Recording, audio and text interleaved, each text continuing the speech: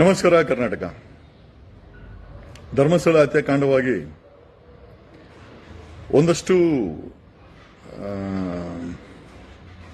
ವಿಚಾರಗಳು ಕಂಪ್ಲೇಂಟ್ ಕಡೆಯಿಂದ ಒಂದಷ್ಟು ಎಡವಟ್ಟುಗಳಾಗಿದೆ ಅಂತ ಅನಿಸ್ತಾ ಇದೆ. ಪಾಸಿಟಿವ್ಲಿ ಅದು ಗಾಬರಿಯಿಂದ ಆಗಿರ್ಬೋದು ಅಥವಾ ಬೈದಿಂದ ಆಗಿರ್ಬೋದು. ಆಮೇಲೆ ತಿಳುವಳಿಕೆ ಇಲ್ಲದಂತ ವ್ಯಕ್ತಿ, ಹಾಗಾಗಿ ಈ ಒಂದು ವಿಚಾರಗಳು ಒಂದಷ್ಟು ಎಡವಟ್ಟುಗಳಾಗಿದೆ ಅಂತ ನಮ್ಗನ್ನಿಸ್ತಾ ಇದೆ. ಅದರಿಂದನೇ ಭೀಮಾ ಅರೆಸ್ಟ್ ಆಗಿದ್ದಾನೆ ಅಂತ. So the question is, Bhima ಯಾಕೆ ಅರೆಸ್ಟ್ ಆದ ಅಂತ. ಭೀಮನ ಕಡೆಯಿಂದ ಒಂದಷ್ಟು ಸತ್ಯಾಂಶಗಳು ಹೊರಗಡೆ ಬಂದಿರಲಿಲ್ಲ. SIT ಅವರು ಗ್ರಿಲ್ ಮಾಡಿದಾಗ ಭೀಮಾ ಒಂದಷ್ಟು ಕಡೆ ಒಂದಷ್ಟು ವಿಚಾರಗಳನ್ನ ಹೇಳಿರ್ಲಿಲ್ಲ ಅಂತ ಅವ್ರಿಗೆ ಡೌಟ್ ಆಯ್ತು. ತದನಂತರ ಇಂಟ್ರಾಗೇಷನ್ ಮಾಡಿದಾಗ ಭೀಮನ ಇಂಟ್ರಾಗೇಷನ್ ಮಾಡಿದಾಗ ಒಂದಷ್ಟು ಸತ್ಯಗಳು ಹೊರಗಡೆ ಬರ್ತದೆ. ಇದನ್ನ ಡೀಟೇಲ್ ಆಗಿ BLR-post.com ಅಂತ ವೆಬ್ ಪೋರ್ಟಲ್ ಇದೆ, ಅದರಲ್ಲಿ ಹಾಕಿದ್ದಾರೆ. ಜೊತೆನಲ್ಲಿ ದಿನೇಶ್ ಗಣಿಗಾ ಅವರು ಸಹ ಧರ್ಮಸ್ಥಳ ಐ ಥಿಂಕ್ ಸ್ಟೇಷನ್ ಇಂದ ಒಂದಷ್ಟು RTI ನಲ್ಲಿ ಮಾಹಿತಿಗಳನ್ನ ಪಡ್ಕೊಂಡಿದ್ದಾರೆ. ಮೋಸ್ಟ್ ಆಫ್ ದ ಮಾಹಿತಿನಲ್ಲಿ ಏನೋ I think most of the ಮಾಹಿತಿಗಳಲ್ಲಿ ಸೂಸೈಡ್ ಮಾಡಿಕೊಂಡವರಂತ ಬಾಡಿಗಳಿಗೆ ಧರ್ಮಸ್ಥಳದ ಪೊಲೀಸರು ಬರ್ದಿರುವಂತ ಟಿಪ್ಪಣಿ ಏನು ಅಂತಂದ್ರೆ ಅಪರಿಚಿತ ಬಾಡಿಗಳು. ಈಗ ನೋಡಿ, ಧರ್ಮಸ್ಥಳದ ಹೋಟ್ಲುಗಳಲ್ಲಿ ಸೊತ್ತೋಗಿತ್ತು ಅಂತಂದ್ರೆ, ಈಗ ಧರ್ಮಸ್ಥಳದಲ್ಲಿ ರೂಮ್ ಮಾಡ್ಬೇಕಾದ್ರೆ ನೀವು ID ಕಾರ್ಡ್ ಕೊಡ್ತೀರಾ, ಆಧಾರ್ ಕೊಡ್ತೀರಾ, ಡಾಕ್ಯುಮೆಂಟ್ಸ್ ಎಲ್ಲ ಕೊಡ್ತೀರಾ, ಅದು ಅಪ್ಲೋಡ್ ಆಗುತ್ತೆ. ಅಪರಿಚಿತ ಹೆಣಗಳಂತ ಹೆಂಗೆ ಇವರು ಧರ್ಮಸ್ಥಳ ಪೊಲೀಸರು ಅದನ್ನ ರೆಕಾರ್ಡ್ ಮಾಡ್ತಾರೆ, ದಿಕ್ತಪ್ಪಿಸ್ತಾರೆ ಅನ್ನೋದು ಒಂದು ದೊಡ್ಡ ಪ್ರಶ್ನೆ. ಕೀಪಿಂಗ್ ದಟ್ ಅಸೈಡ್, ಈ ಎಂಟೈರ್ ಪ್ರಕರಣ ಏನಿದೆ, ಒಂದಷ್ಟು ಐ ಥಿಂಕ್ ಲೋಕಲ್ ವ್ಯಕ್ತಿಗಳನ್ನ ವಿಚಾರಣೆ ಮಾಡಿದಾಗ ಒಂದಷ್ಟು ವಿಚಾರಗಳು ಗೊತ್ತಾಗಿದ್ದೇನು ಅಂತಂದ್ರೆ, ಇದು ಸತ್ಯಕ್ಕೆ ಹತ್ತಿರವಾದಂತಹ ವಿಚಾರಗಳು ನಾನು ಮಾತಾಡ್ತಾ ಇರೋದು. ಭೀಮಾ 1.5 ವರ್ಷಗಳ ಹಿಂದೆ ತಮಿಳುನಾಡಲ್ಲಿ ಕೆಲಸ ಮಾಡ್ತಾ ಇರ್ತಾನೆ. If I am not wrong, Vittal ಗೌಡ್ರು ಸೌಜನ್ಯ ಅವ್ರ ರಿಲೇಟಿವ್ಸ್ ಏನಿದ್ದಾರೆ ಅವ್ರಿಗೆ ತುಂಬಾ ಕ್ಲೋಸು ಅಂತ ಕೇಳ್ಪಟ್ಟೆ. ಸೊ ಅವ್ರು ಹೇಳ್ತಾರೆ, ಮಾತಾಡಿದಾಗ ಯಾಕೆ ನೀನ್ ಬಂದು ತೋರಿಸಬಾರ್ದು ಅಂತ. ನಾನು ಬಂದ್ರೆ ಐಡೆಂಟಿಫೈ ಆಗ್ಬಿಡ್ತೀನಿ, ಹಾಗಾಗಿ ಅಲ್ಲ, ನಮ್ಗೆ ಲೋಕಲ್ ಸೋರ್ಸ್ ಇಂದ ಗೊತ್ತಾದಂತ ಫ್ಯಾಕ್ಟ್ ವಿಚಾರಗಳನ್ನ ನಿಮ್ ಮುಂದೆ ಇಡ್ತಾ ಇದ್ದೀನಿ. Okay, V don't have any issues and ಇದು SIT ಗೊತ್ತಿದೆ ಸಹ. ವಿಠಲ್ ಗೌಡ್ರಿಗೆ ಹೇಳಿದಾಗ ವಿಠಲ್ ಗೌಡ್ರು ಹೇಳ್ತಾರೆ, ಯಾಕೆ ಭೀಮಾ ಇಷ್ಟೆಲ್ಲ ನಿನ್ ಕೈಯಿಂದ ಮಾಡಿದಾರೆ, ನೀನ್ ಯಾಕೆ ಬಂದು ಇದನ್ನ ಸರ್ಕಾರಕ್ಕೆ ಪೊಲೀಸರಿಗೆ ಬಹಿರಂಗ ಪಡಿಸಬಾರ್ದು ಅಂದ್ರೆ.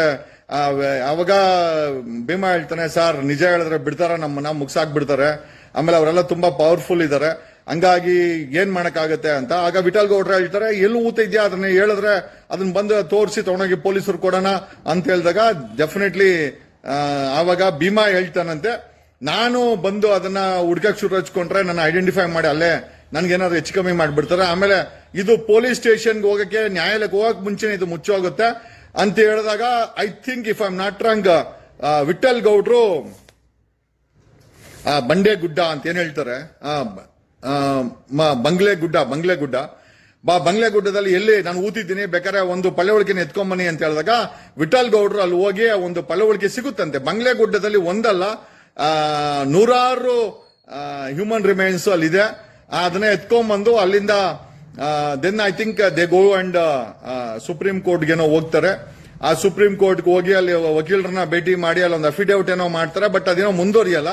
ಮತ್ತೆ ವಾಪಸ್ ಬರ್ತಾರೆ. ವಾಪಸ್ ಬಂದು ಅಲ್ಲಿ ವಕೀಲರು ಅಡ್ವೈಸ್ ಮಾಡ್ತಾರೆ, ಇದನ್ನ ತರಬಾರ್ದಾಗಿತ್ತು, ನಾವೇ ಹೋಗಿ ಡೈರೆಕ್ಟ್ ತರಿಸಬಹುದಾಯ್ತು ಅಂತ ವಕೀಲರು ಹೇಳ್ತಾರಂತೆ.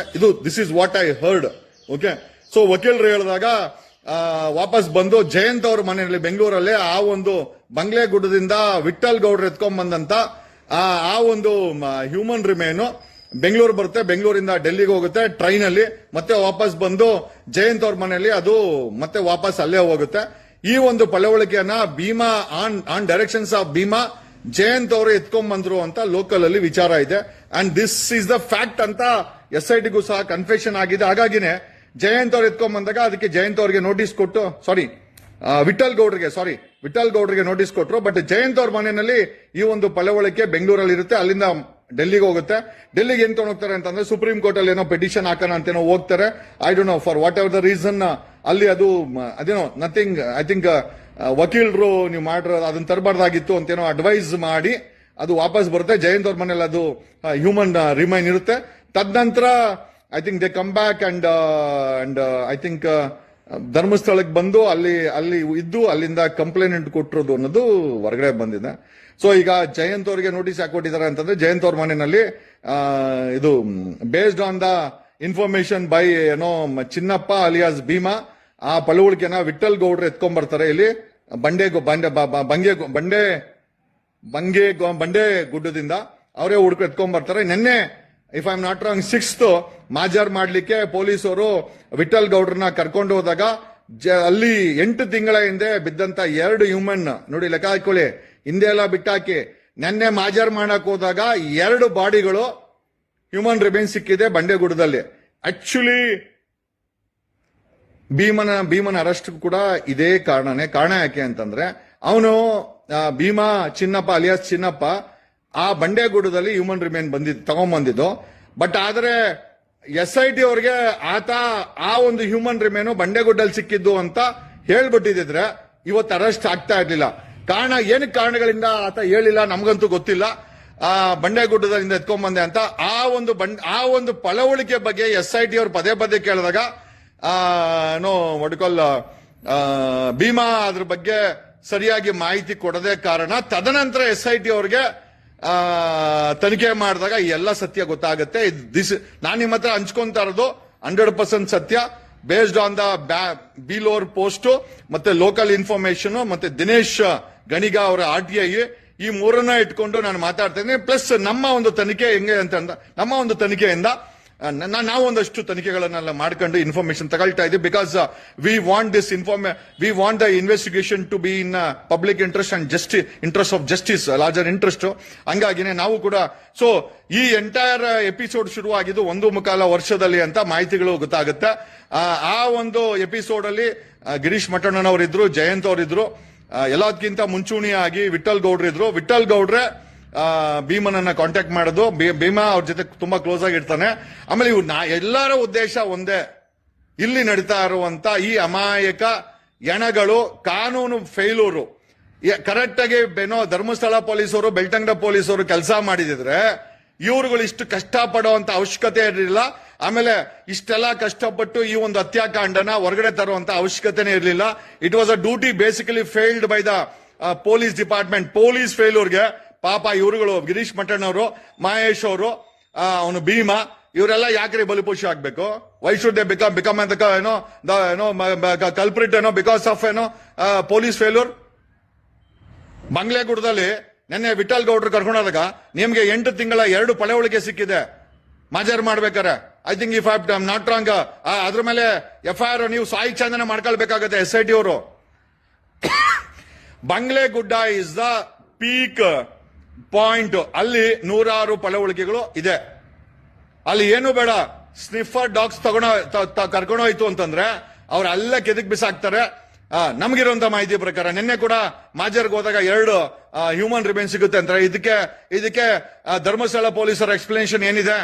Y is Dharmasthala police silent? ಆಮೇಲೆ ನೀವೇ ಕೊಟ್ಟರು ಅಂತ ದಿನೇಶ್ ಗಣಿಗ ಅವರು ಅಪ್ಲೈ ಮಾಡಿರುವಂತ RTI ನಲ್ಲಿ ನೀವೇ ರೆಕಾರ್ಡ್ ಮಾಡ್ಕೊಂಡಿದ್ದೀರಾ. ಅಪರಿಚಿತ ವ್ಯಕ್ತಿಗಳು ಅಲ್ರಿ, ಒಂದು ರೂಮ್ ತಗೊಬೇಕಾದ್ರೆ ಧರ್ಮಸ್ಥಳದ ಶ್ರೀ ಮಂಜುನಾಥ ಲಾಡ್ಜ್ ಅಲ್ಲಿ ರೂಮ್ ತಗೊಳ್ಬೇಕಾದ್ರೆ ಎಂಟೈರ್ ರೆಕಾರ್ಡ್ಸ್ ಕೊಟ್ಟಿಲ್ಲ ಅಂದ್ರೆ ಅವ್ರು ರೂಮ್ ಕೊಡ್ತಾರ? ಮತ್ತೆ ಅವರು ರೆಕಾರ್ಡ್ಸ್ ತಗೊಂಡು ಅಲ್ಲಿ ಬಾಡಿಗಳು ಸಿಗ್ತಾ ಇದೆ ಅಂತಂದ್ರೆ ಅವ್ರ ಹತ್ರ ರೆಕಾರ್ಡ್ ಇರ್ತದೆ. ನೀವು ಅಪರಿಚಿತ ವ್ಯಕ್ತಿಗಳು ಅಂತ ಹೆಂಗ್ ಬರೀತೀರಾ ಧರ್ಮಸ್ಥಳ ಪೊಲೀಸರು?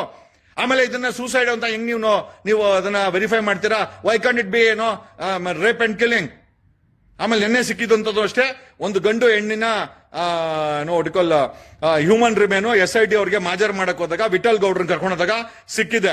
ಅದೇ ಜಾಗದಲ್ಲಿ ಭೀಮನ ಕೈಲಿದ್ದಂತ ಸೋಕಾಲ್ಡ್ ಭೀಮಾ ಏನ್ ಡೆಪಾಸಿಟ್ ಮಾಡ್ದ ಕೋರ್ಟ್ಗೆ, ಧರ್ಮಸ್ಥಳ ಪೊಲೀಸರಿಗೆ, ಅದೇ ಜಾಗದಿಂದ ವಿಠಲ್ ಗೌಡ್ರು ತಗೊಂಡೋಗಿ ಭೀಮನ್ ಕೈ ಕೊಟ್ಟು ಅದು ಅಲ್ಲಿಂದ ಬೆಂಗಳೂರಿಗೆ ಬಂದು ಅಲ್ಲಿಂದ ಸುಪ್ರೀಂ ಕೋರ್ಟ್ಗೆ ಹೋಗಿ ಡೆಲ್ಲಿಗೆ ಟ್ರೈನ್ ಅಲ್ಲಿ ವಾಪಸ್ಸು ಜಯಂತ್ ಅವ್ರ ಮನೆಗೆ ಬಂದಿದ್ದು, ಅಲ್ಲಿಂದ ವಾಪಸ್ಸು ಧರ್ಮಸ್ಥಳಕ್ಕೆ ಬಂದು ತದನಂತರ ಧೈರ್ಯ ಮಾಡಿಕೊಂಡು ಈ ಎಂಟೈರ್ ಏನ್ ಇವ್ರದ್ದು ಎಪಿಸೋಡ್ ಇದೆ, it is in the public interest to expose the crime there. ಆಮೇಲೆ ಇದಕ್ಕೆ ಕಾರಣಕರ್ತರು ಧರ್ಮಸ್ಥಳ ಪೊಲೀಸರು ನಿಮ್ ಇಂಟೆಲಿಜೆನ್ಸ್ ಕರೆಕ್ಟ್ ಮಾಡ್ಕೊಂಡು ನಿಮ್ ಕರ್ತವ್ಯನ ಕರೆಕ್ಟ್ ಮಾಡಿದ್ರೆ ಇವರೆಲ್ಲ ಧ್ವನಿ ಯಾಕೆ ಎತ್ತಬೇಕು? SIT ಏನಕ್ಕೆ ಬೇಕಾಗಿತ್ತು? ನಿಮ್ಮ ಫೇಲ್ಯೂರ್ಗೆ. And today the entire government is on the shorty lines. Correct ಆಗಿ ಸಿಕ್ಕುವಂತ ಬಾಡಿಗಳಿಗೆ ರೆಕಾರ್ಡ್ಗಳು ಇಟ್ಕೊಂಡು ನೀವು ರೆಕಾರ್ಡ್ಸ್ ಗಳನ್ನ ಮೇಂಟೈನ್ ಮಾಡಿದಿದ್ರೆ ಆ ರೆಕಾರ್ಡ್ಗಳನ್ನ ನಿಮ್ದು ಯಾವ್ದೋ ಆರ್ಡರ್ ಇಟ್ಕೊಂಡು ಸುಟ್ಟಾಕಿದಿರ ಅಂತ ಅಷ್ಟು ಸೆನ್ಸಿಟಿವ್ ಜಾಗದಲ್ಲಿ ಅದನ್ನ ಮಾಡ್ತಾ ಇದ್ದೀರಾ. ಆಮೇಲೆ nowhere I blame SIT has done A good job. ನಾನು SIT ಅವ್ರನ್ನ ಅಪ್ರಿಶಿಯೇಟ್ ಮಾಡ್ತೀನಿ. ಭೀಮನ್ ಅರೆಸ್ಟ್ ಮಾಡಿದ್ದು ಕೂಡ ಒಳ್ಳೇದು. ಯಾಕೆ ಅಂತಂದ್ರೆ ಅರ್ಧಂಬರ್ಧ ಸತ್ಯ ಹೇಳಿದ್ರೆ ಏನ್ ಮಾಡ್ಬೇಕು ಮತ್ತೆ SIT ಅವರು definitely they have done A good job. ಆ ಒಂದು ಹ್ಯೂಮನ್ ರಿಮೇನ್ ಸಿಕ್ಕಿದ್ದು ಬಂಗ್ಲೆಗುಡ್ಡನ ಕರ್ಕೊಂಡೋಗಿ ಫಸ್ಟ್ ತೋರಿಸಬೇಕಾಗಿತ್ತು ಈ ವ್ಯಕ್ತಿ ಯಾರೋ ಭೀಮಾ. ಅದನ್ನ ಬಿಟ್ಟು ಬೇರೆ ಬೇರೆ ಕಡೆ ಎಲ್ಲ ಆಗಿ ಅಲ್ಲೊಂದಷ್ಟು ಆಗಿ ಡಿಸ್ಪ್ಯೂಟ್. ನಮಗೆ maximum number of human remains ಸಿಗೋದು ಬಂಗ್ಲೆಗುಡ್ಡದಲ್ಲಿ. This is the local information. ನಿನ್ನೆ ಮಾಜರ್ಗೆ ಹೋದಾಗ 2 ಬಾಡಿ ಸಿಕ್ಕಿದೆ. 8 ತಿಂಗಳ ಹಿಂದೆ ಅದೇ ಒಡಕಲ್ಲ ಧರ್ಮಸ್ಥಳ ಲಾಡ್ಜ್ಗಳಲ್ಲಿ ಸತ್ತೋಗಿದ್ದಂತವ್ರನ್ನ ತಗೊಂಡೋಗಿ ಅಲ್ಲಿ ಯಾರೋ ಬಿಸಾಕಿದ್ದಂತದನ್ನ ನಿನ್ನೆ 2 SIT ಅವರು ರಿಕವರಿ ಮಾಡಿದ್ದಾರೆ. Now it is on record. Now investigation has to happen on even on both the things. ಈ ಎಂಟೈರ್ ಸಿನಾರಿಯಾಗೆ ಕಾರಣ ಧರ್ಮಸ್ಥಳ ಪೊಲೀಸರು ಎಲ್ಲ ರಾಂಗ್ ಆಗಿ ಇನ್ಫಾರ್ಮೇಶನ್ ಆಗಿ ರೆಕಾರ್ಡ್ ಮಾಡಿದ್ದಾರೆ. ಅಪರಿಚಿತ ವ್ಯಕ್ತಿಗಳಂತ ನೀವ್ ಹೆಂಗ್ರಿ ರೆಕಾರ್ಡ್ ಮಾಡ್ತೀರಾ ಧರ್ಮಸ್ಥಳ ಪೊಲೀಸರು?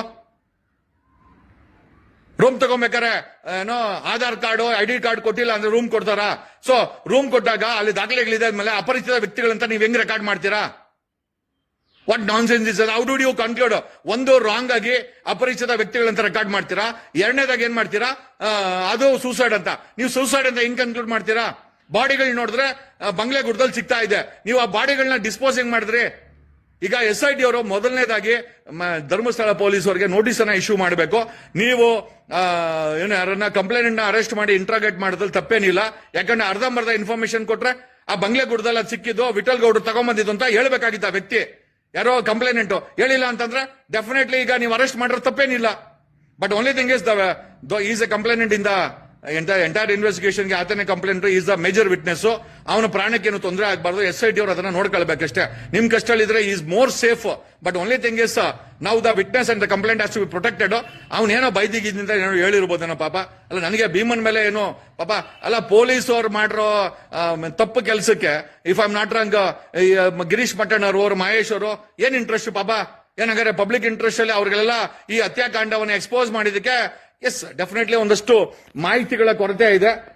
SIT ಅವರಿಗೆ ಒಂದಷ್ಟು ಮಾಹಿತಿಗಳು ಕರೆಕ್ಟ್ ಆಗಿ ಕನೆಕ್ಟ್ ಆಗಿಲ್ಲ. ಹಂಗಾಗಿ ಎಲ್ಲರಿಗೂ ನೋಟಿಸ್ ಗಳನ್ನ ಕೊಟ್ಟಿದ್ದಾರೆ. ಜಯಂತ್ ಅವ್ರ ಮನೆಯಲ್ಲಿ ಆ ಸ್ಕಲ್ ಇದ್ದಿದ್ದು ನಿಜ. ತಗೊಂಬಂದು ಬೆಂಗಳೂರಲ್ಲಿ ಮಾಜರ್ ಮಾಡಿ they have taken that and there is nothing wrong. Jayanth ಅವರಿಗೆ ನೋಟಿಸ್ ಕೊಟ್ಟಿದ್ರಲ್ಲಿ ತಪ್ಪಿಲ್ಲ. ಮಹೇಶ್ ತಿಮ್ರೋಡಿ ಅವರಿಗೆ ನೋಟಿಸ್ ಕೊಟ್ಟು ಎನ್ಕ್ವೈರಿ ಮಾಡಿ SIT ಮಾಡ್ತಾರೆ. ಯಾವುದೇ ಕೆಲಸದಲ್ಲಿ ನಾವು ತಪ್ಪೊಂದನ್ನ ಕಂಡುಹಿಡಿಯಕ್ಕೆ ಹೋಗಲ್ಲ. You are doing a good job. ನಾವು the entire case is getting connected. ಈ ಕೇಸಿಗೆ ಕನೆಕ್ಟ್ ಆಗ್ತಾ ಇದೆ. ನಾವು it is going in the right track.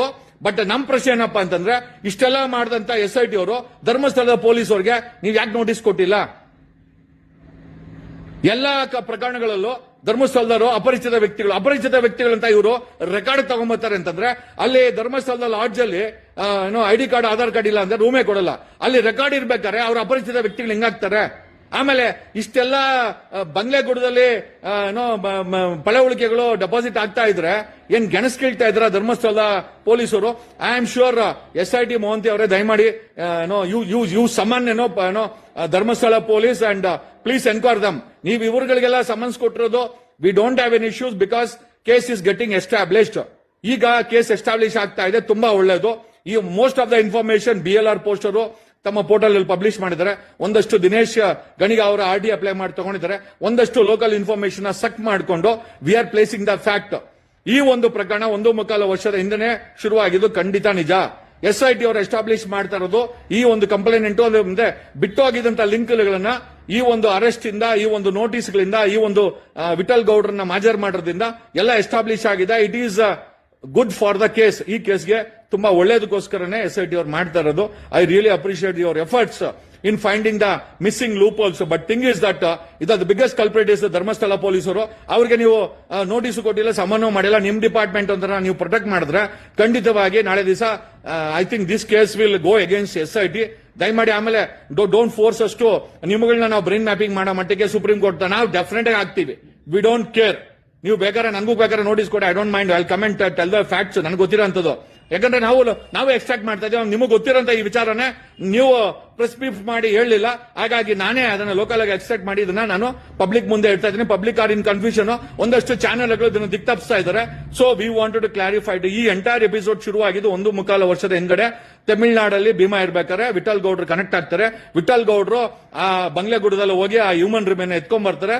ಅದನ್ನ ಏನೋ ಬೆಂಗಳೂರಿಗೆ ಬರುತ್ತೆ, ಬೆಂಗಳೂರಿಂದ ಸುಪ್ರೀಂ ಕೋರ್ಟ್ಗೆ ಹೋಗುತ್ತೆ.